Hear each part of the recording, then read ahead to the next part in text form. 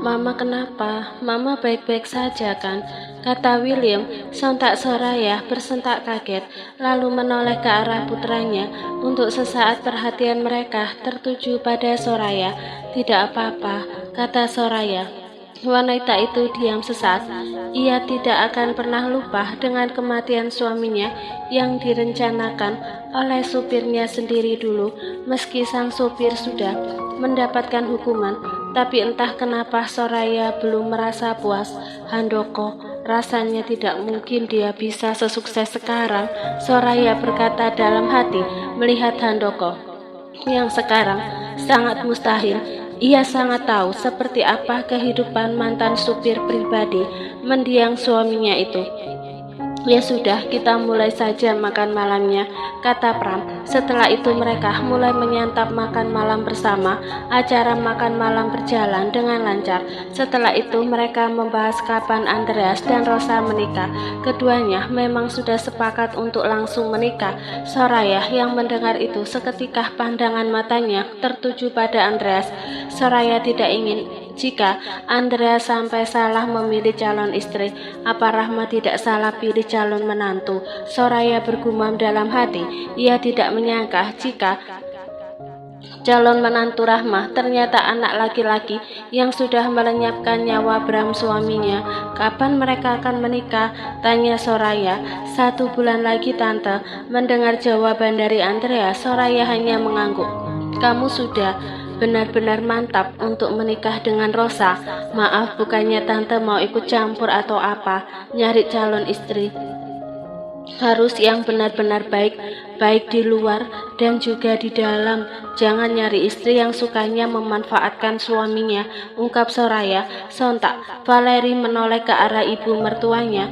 Entah kenapa Valeri merasa jika ucapan ibu mertuanya merupakan sindiran untuknya.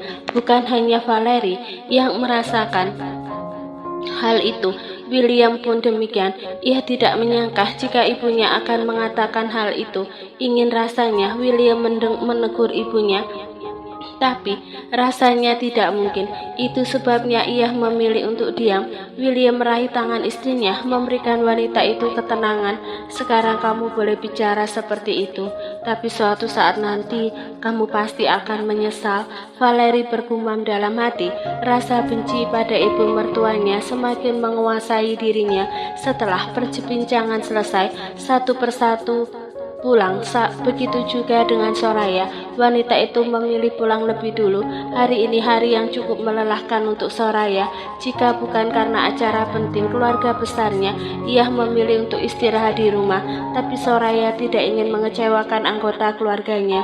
William, Om perhatikan kamu sekarang jarang ke rumah mamamu. Apa kalian bertengkar lagi? Pertanyaan yang dilontarkan oleh Pram membuat William menoleh. Namun sebelum menjawab pertanyaan itu, William memastikan dulu jika istrinya masih mengobrol dengan Tante Rama. Mama selalu menyudutkan Valeri dan keluarganya. Itu yang membuatku kesal. Mama juga selalu bilang kalau keluarga Valeri memanfaatkan aku, ungkap William. Mendengar itu, Pram tersenyum.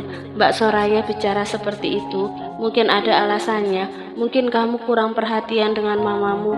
Ingat William, Mbak Soraya sekarang hanya memiliki kamu. Sejak papamu meninggal, mamamu memilih untuk hidup sendiri. Dan perlu kamu tahu, hampir setahun mamamu menyendiri setelah kematian papamu. Om hanya berpesan, jaga dan sayangi mamamu, tutur Pram seraya menepuk pundak William. Setelah itu ia kembali masuk ke dalam. William sedikit merenungi tentang nasihat yang omnya berikan itu. Pukul 9 malam, William dan Valeri baru sampai di rumah. Keduanya melangkah menuju ke kamar mereka yang ada di lantai 2. Setibanya di kamar, mereka bersiap untuk beristirahat. Namun tiba-tiba saja ponsel William berdering. Khawatir ada yang penting, William langsung mengambil bedah pipi miliknya. Halo, ada apa Bi? Nyonya Tuan, jantungnya kambuh lagi. Sekarang ada di rumah sakit. Apa? Saya akan segera ke sana. Ada apa Mas? Tanya Valeri. jantung mama kambuh lagi. Aku mau ke rumah sakit. Kamu mau ikut atau aku di rumah saja? Kamu tahu kan sikap mamamu sama aku kayak gimana?" Valerie memotong ucapan suaminya. Mendengar itu, William mengangguk. Setelah itu, ia bergegas untuk pergi ke rumah sakit. Tidak butuh waktu lama, William sampai di rumah sakit. Setibanya di sana, William langsung menemui dokter yang menangani ibunya. Rasanya tidak bisa tenang sebelum tahu bagaimana kondisi ibunya. Walaupun hubungan mereka sedikit renggang, tapi bagaimanapun Soraya itu ibunya. "Om, bagaimana keadaan Mama?" tanya William kepada Om Guna, dokter pribadi ibunya. "Keadaan mamamu sudah lebih baik, tapi saran Om, mamamu itu jangan terlalu banyak pikiran, apalagi pikiran tentang pekerjaan," ujar dokter Guna. "Mama memang keras kepala, aku sudah menasehatinya untuk tidak bekerja, tapi Mama tetap kekeh," sahut William yang nampak kesal. "Mungkin mamamu bekerja agar tidak merasa bosan. Coba saja kamu sudah punya anak, mungkin mamamu akan menghabiskan waktunya bersama dengan cucunya," tutur Guna. Mendengar itu William terdiam. Ibunya memang sering menyinggung soal anak, tapi sampai sekarang Valerie belum siap untuk hamil dan melahirkan. "Ya sudah Om, tinggal dulu." Dokter Guna menepuk pundak William dan berlalu dari tempat tersebut. Setelah itu, William memutuskan untuk masuk ke dalam. Di dalam, mata William langsung tertuju pada Brancar, di mana ibunya tengah terbaring di sana. William menghela nafas, lalu melangkah mendekati ibunya. Jujur, ia paling tidak suka melihat orang yang dicintainya terbaring tak berdaya seperti saat ini. "Ma." William menarik kursi lalu duduk. "Gimana keadaan Mama?" tanya William. "Mama nggak apa-apa kok, besok juga sudah boleh pulang," jawab Soraya. "Ma, William kan sudah pernah bilang, Mama diam saja di rumah, nggak usah kerja. Mama kan nggak boleh capek sama banyak pikiran," ujar William. Laki-laki itu berusaha untuk menasehati ibunya, berharap sang ibu mau mendengarnya. "Di rumah Mama mau ngapain? Punya mantu tapi nggak mau ngasih cucu," ujar Soraya, yang mungkin lebih tepatnya sebagai sindiran. Mendengar itu seketika William diam. Selalu itu yang menjadi masalah. Akan William usahakan, Ma. William berusaha untuk meyakinkan ibunya jika Valerie akan segera hamil. "Mama tidak mau berharap lebih, takut kecewa. Lebih baik sekarang kamu pulang. Mama mau istirahat, nanti istri kesayanganmu nyariin." Soraya menarik selimut dan bersiap untuk tidur. "William temenin, Valerie nggak akan nyariin karena William udah minta izin," kata William. Namun Soraya sama sekali tidak menggubris ucapan putranya. Wanita itu berusaha untuk memejamkan matanya di lain tempat. Saat ini Rosa dan kedua orang tuanya sudah sampai di rumah. Mereka terlihat sangat bahagia, tapi tidak dengan Handoko. Laki-laki itu nampak gelisah. Ia tidak tahu jika calon besannya ternyata masih satu keluarga dengan Soraya, mantan majikannya dulu. "Rosa, kamu sudah tahu di mana Maura tinggal?" tanya Rianti tiba-tiba. Wanita itu berencana untuk membawa Maura pulang dan menjadikan ladang uang untuknya. "Udah, Mah, besok kita samperin saja ke sana," jawab Rosa. Mendengar itu Rianti tersenyum. Rasanya tidak sabar ingin melihat Maura kembali lagi di rumahnya. "Ya udah Rosa, ke kamar dulu, udah capek." Rosa melangkah masuk ke dalam kamarnya dan meninggalkan kedua orang tuanya di ruang tengah. "Mas, kamu kenapa sih? Aku perhatikan sejak pulang kamu diem terus," tanya Rianti yang penasaran dengan suaminya itu. Mendengar pertanyaan dari istrinya, seketika Handoko menoleh lalu menghela nafas. "Kamu ingat dengan Bram?" Handoko balik bertanya. Sejenak Rianti diam. Wanita itu berusaha untuk mengingatnya. "Memangnya kenapa, Mas? Apa hubungannya dengan Bram?" Rianti meminta penjelasan. Wanita itu benar-benar tidak tahu arah pembicaraan suaminya itu. "Calon besan kita ternyata masih satu keluarga dengan Bram. Sekarang Bram memang sudah tidak ada, tapi istri dari anaknya masih ada." Penjelasan dari suaminya seketika membuat Rianti diam. Ia tidak menyangka jika calon besannya ternyata masih satu keluarga dengan Bram, laki-laki yang dilenyapkan oleh suaminya dulu. "Kamu serius, Mas?" tanya Rianti dengan raut wajah panik.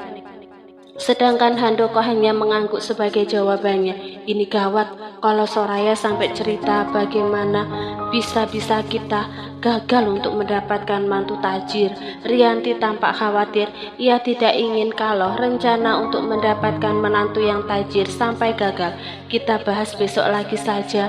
Aku pusing. Handoko berlalu dari hadapan istrinya dan beranjak masuk ke dalam kamar. Sedangkan Rianti masih duduk termenung di ruang tengah. Hari telah berganti. Seperti kesepakatan Rianti dan Rosa, pagi ini ibu dan anak itu berencana untuk mendatangi kontrakan Maura. Rianti akan memaksa keponakannya itu untuk pulang ke rumahnya. Rianti ingin Maura kembali bekerja untuknya, menjadi mesin pencetak uang untuk selamanya. Kamu yakin ini kontrakannya?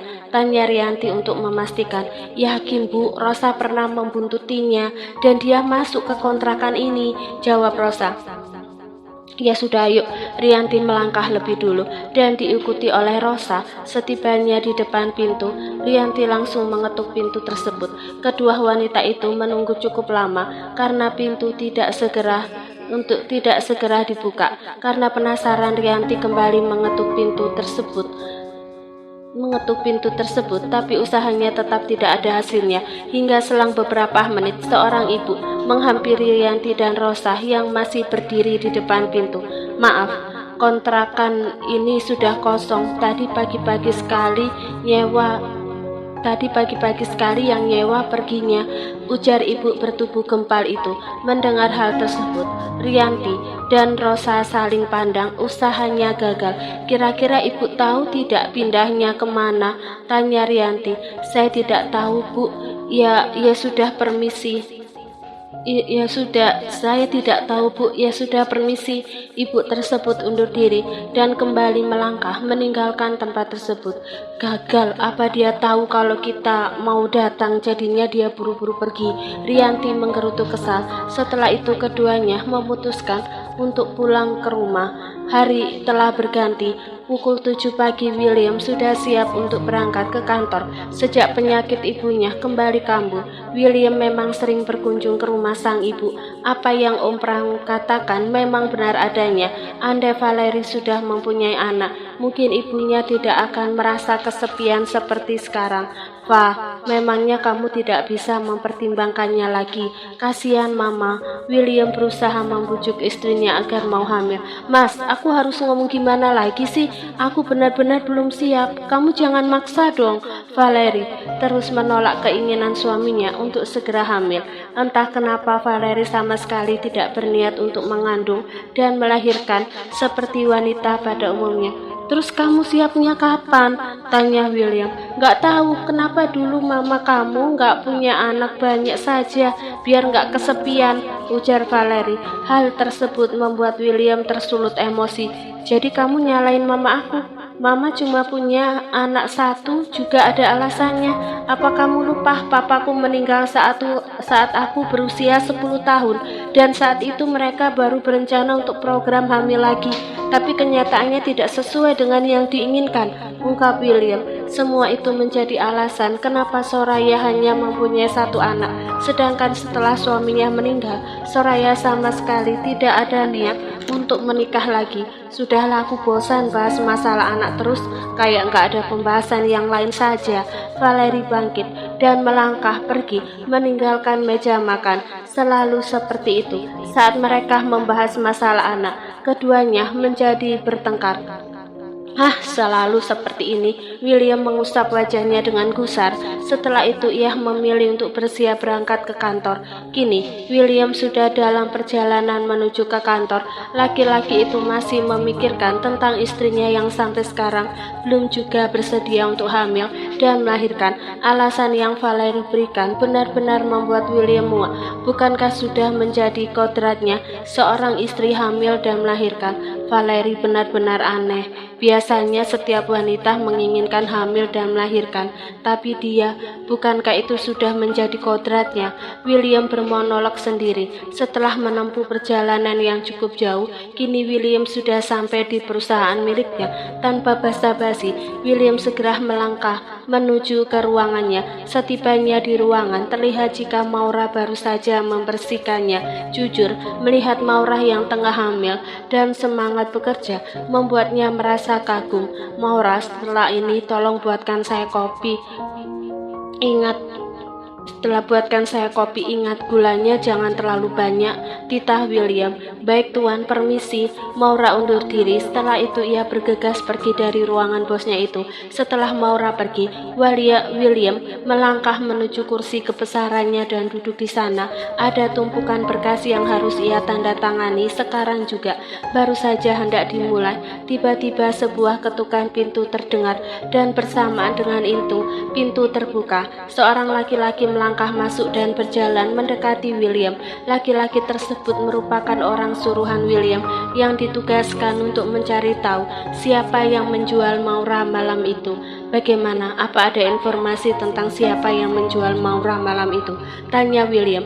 Rasanya ia tidak sabar ingin mengetahui siapa yang sudah tega menjual Maura. Sudah tuan, Rianti yang sudah menjual Maura kepada Mami Mary malam itu, jawab Baron. Seketika William bungkam saat mendengar nama yang tidak asing di telinga itu. Tiba-tiba saja William teringat akan calon ibu mertua Andreas karena namanya sama-sama Rianti. Kamu yakin kalau benar-benar Rianti yang sudah menjual Maura? William kembali bertanya. Laki-laki itu ingin memastikan jika informasi yang Baron berikan bisa dipercaya. Sangat yakin ini adalah nomor telepon Rianti. Mami Mary pernah meminta Rianti agar Maura bekerja dengannya, tapi Maura memilih untuk mencari pekerjaan yang lain, ungkap Baron seraya memberikan nomor telepon milik Rianti. Oke, setelah ini tolong kamu selidiki apa hubungannya Maura dengan Rianti dan apa tujuan dia menjual Maura. William kembali memberikan tugas kepada Baron. Ia ingin tahu apa hubungannya antara Rianti dengan Maura. Baik tuan, Baron mengangguk paham. Tanpa disadari dari balik pintu, Maura mendengar semuanya. Entah apakah ia harus senang atau bagaimana, tapi Maura masih penasaran untuk apa bosnya mencari tahu tentang dirinya yang dijual pada malam itu.